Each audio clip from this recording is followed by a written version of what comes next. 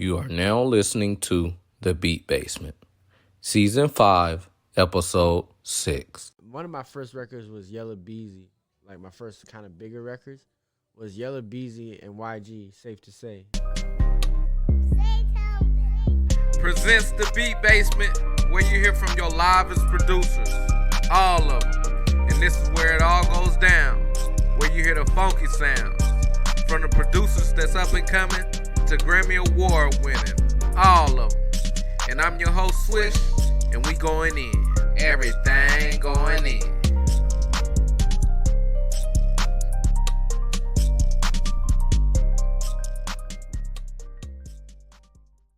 Well, on this episode, man, we got this super producer, man. He's so debonair, man, so fresh, so clean. He stay right, and his beats so tight. Man, I got my boy Renzy 808. What's going on, man? Appreciate you. What's up, bro? What's going on? Thanks for being on the show, man. Nah, no problem, man. Honored to be here, man. It's a blessing. That's what's up. So let's get right into it, man.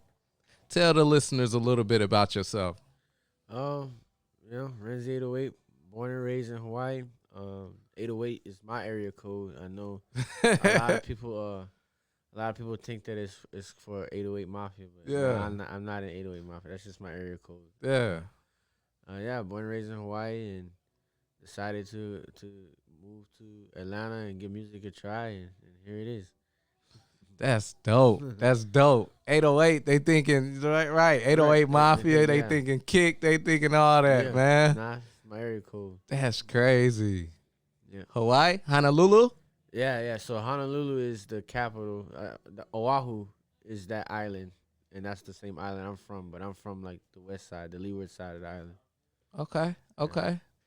That's all right, man. So you got them straight up drums, like them real island drums in your sauce. Yeah, sometimes I throw some in there. I think mostly a lot of music we listen to in Hawaii is really reggae based, and sometimes you see that influence in some of my music. Yeah.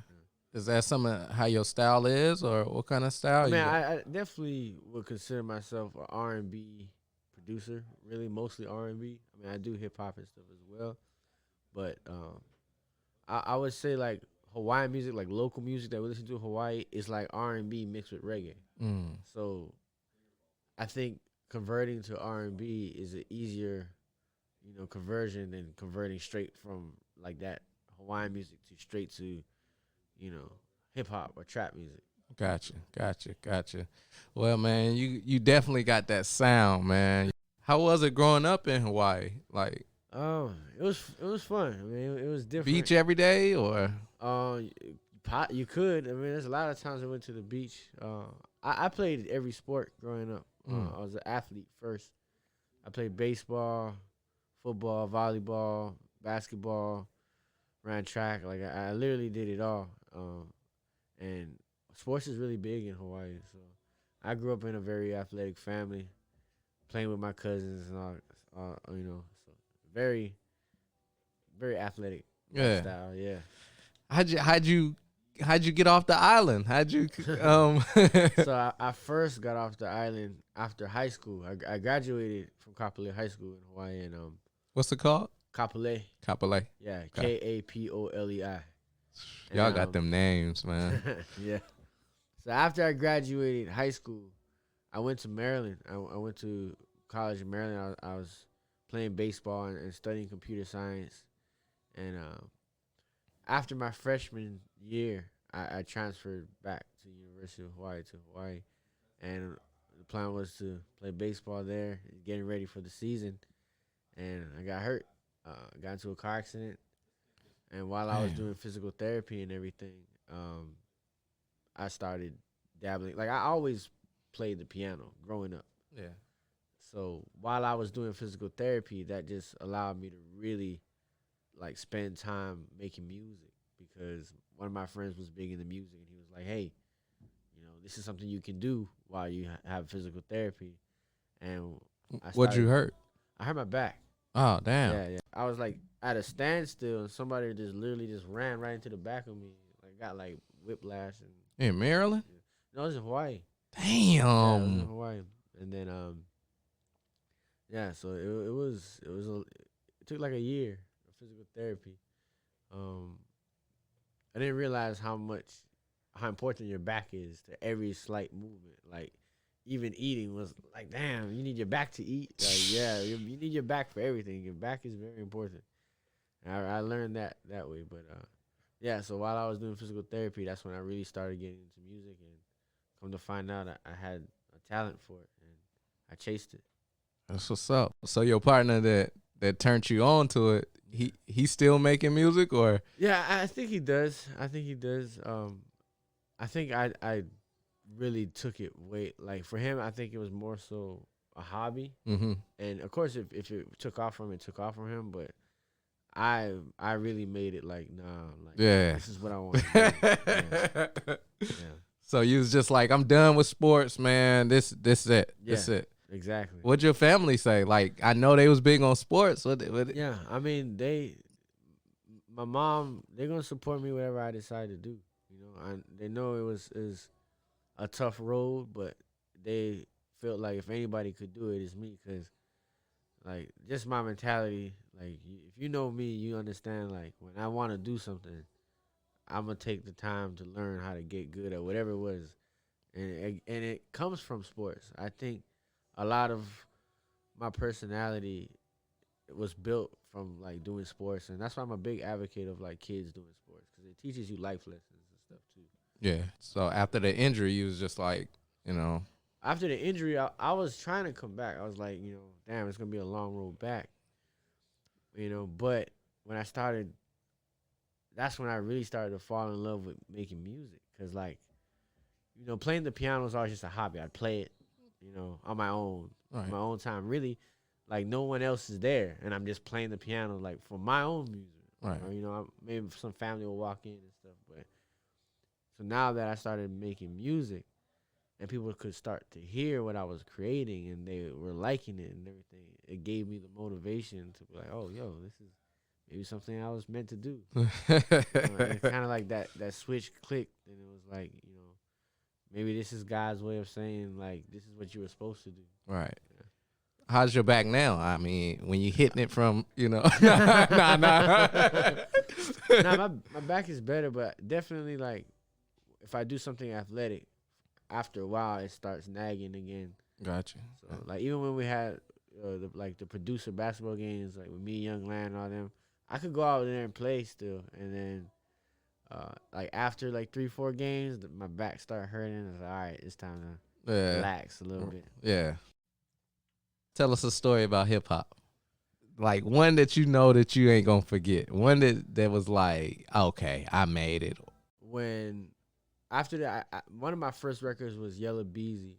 Like my first kind of bigger records was Yella Beezy and YG. Safe to say. So when that came out, and we went, Yella Beezy had like a release party or something, and I went to, and L.A. Reid came up to me and was like, "You did Safe to Say?" I said, "Yeah." He's like, "That's my favorite song on the album," and he shook my hand, and a photographer actually caught a picture of that moment, and when I look back on that picture and it shows L.A. Reid shaking my hand, I'm like, damn, that's kind of was like, damn, that's my first moment, like realizing like, damn, I'm achieving my goals. Yeah. Take off. Yeah. Fly high. That was it. That was it. No looking down now. Yeah. Can't look at the earth no more now, man. Yeah. How is it working now with numerous artists, man, that are high profile and stuff? Man, it's a blessing, man. I just try to humble myself and learn from them. I always try to pick and observe and don't act like I know more than the people that been doing this for a while. I feel like when you are open to being a sponge, like great things will happen. Yeah. And you'll get better yourself, and you'll be able to integrate what you already know with some stuff that they know. So whenever I'm around somebody like that, I just try to learn and observe and take in as much knowledge as I can. Yeah. Well, I don't want to put you on blast or nothing, man. But the other day, I see you in the studio with Neo, man. Is Yeah. something special working with Man, him? And it's amazing working with him. I've been working with him like almost every day this week, and like just being able to pick his brain and watch his process, and for him to like respect my craft and think that I'm good at what I do is a blessing. Like, damn, I made a comment to him. I joked about it. I was like, man, like, So Sick made me cry as a kid. You know what I mean? Like, right. like cry growing up. So like, everybody had girl issues or whatever. And it's like, man, So Sick, man, you made me cry. And seeing him smile and realizing that, man, I had an influence on some of these people coming up. Like that's cool to see, and it makes me wanna be that when I get there. Like I want a kid to come up to me and be like, "Man, Renzy, what you made when I was in high school, touch me," and that would be pretty cool to kind of pass it down. Yeah. What DAW do you use? FL, FL. FL 20. You been on that since? Yeah, and I bought it. I don't have a crack, but to let you know, I bought it. I bought it. So mine is all good, but yeah, FL 20, man. I've been using FL. Started with FL 9 or 10. FL 10 I started with, and I'm on 20.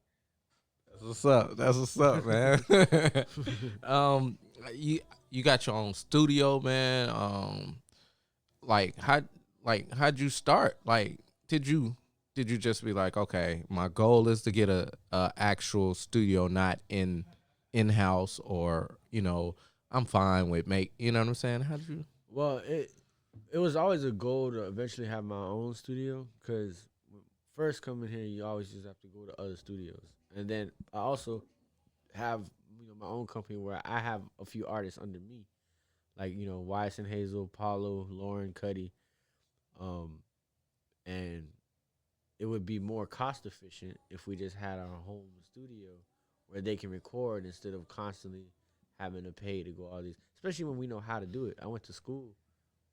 I transferred from University of Hawaii to the Art Institute of Atlanta to study music. So I know how to record and everything. So it just was more cost efficient if we just get our own studio and we can record whenever and record other people versus having to constantly pay every time. 2021. Talk to me about it. I think it's gonna be the best year I've ever had. For me, I know last year was a rough year for a lot of people, but for me it was a blessing in disguise. And I think every year since I got here has gotten better and better and better. So I just think it's gonna keep trending that way. Yeah. And just keep going up. So Hey, that's what's up. Fly high, 808. Yeah. Thank God. Hey, we flying high. We ain't coming down. yeah. It's the cook up. Time for the cook up. Yes, sir.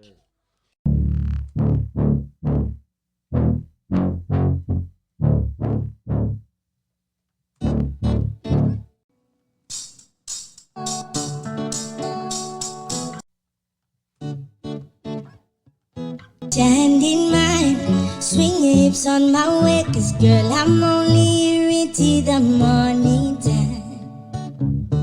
Place your hand in mine, swing your hips on my way, 'cause girl, I'm only here till the morning time. Oh, yeah.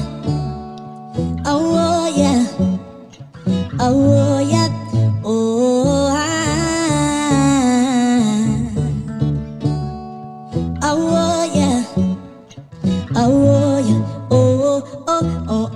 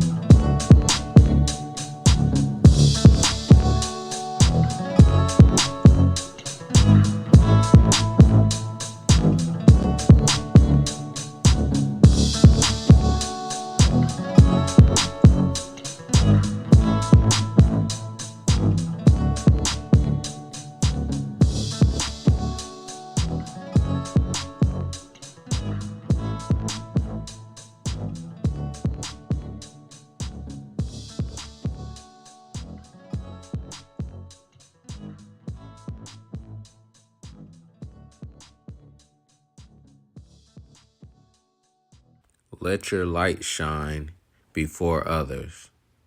Matthew 5:16. Yeah, man. Let your light shine. You bright. You the brightest thing out here. That's what God made us for.